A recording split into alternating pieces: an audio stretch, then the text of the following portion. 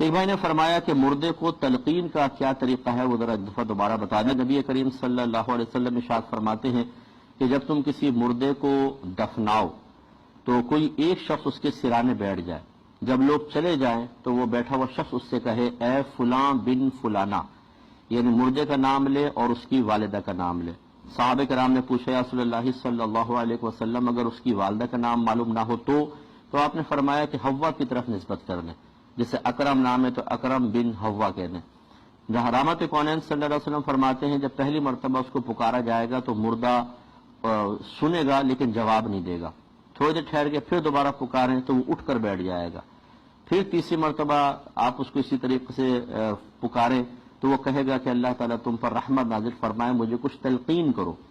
ابھی ہمیں آوازیں نہیں آ رہی لیکن ہمیں تھوڑا سا بس وقفہ کر کے 3 دفعہ کرنا ہے۔ پھر رحمت کونین صلی اللہ علیہ وسلم فرماتے ہیں کہ یہ بیٹھا ہوا شخص اسے کہے کہ جو کچھ تم دنیا سے کہتے آئے اس کو یاد کرو،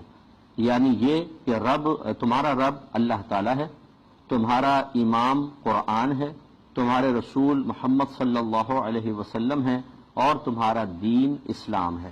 4 چیزوں کے بارے میں، رب کے بارے میں، دین کے بارے میں، نبی کے بارے میں اور امام کا قرآن کہیں گے۔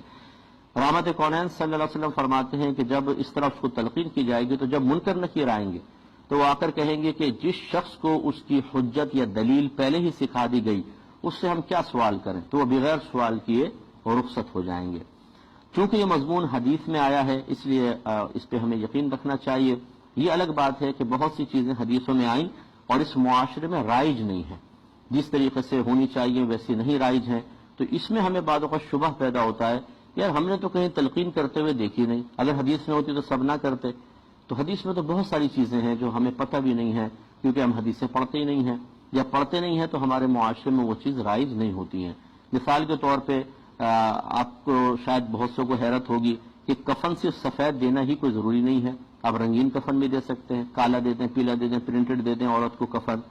اور کفن میں نبی کریم کا فرمان علی شان یہ ہے کہ ایسا کفن دو، یعنی ایسے کپڑے کا جس کپڑے کو آدمی عید پر پہنتا تھا، اس طرح کے قیمتی کفن کے دینے کا حکم ہے۔ تو وہ اسی طرح پہنے ہوئے لباس میں بھی آپ دفنا سکتے ہیں۔ سیدنا صدیق اکبر رضی اللہ تعالیٰ عنہ نے یہ وصیت فرمائی تھی کہ جو نئے چیز ہے وہ زندوں کے لیے بہتر ہے، مجھے تو انہی کپڑوں میں کفنا دو، تو کفنا دیا گیا۔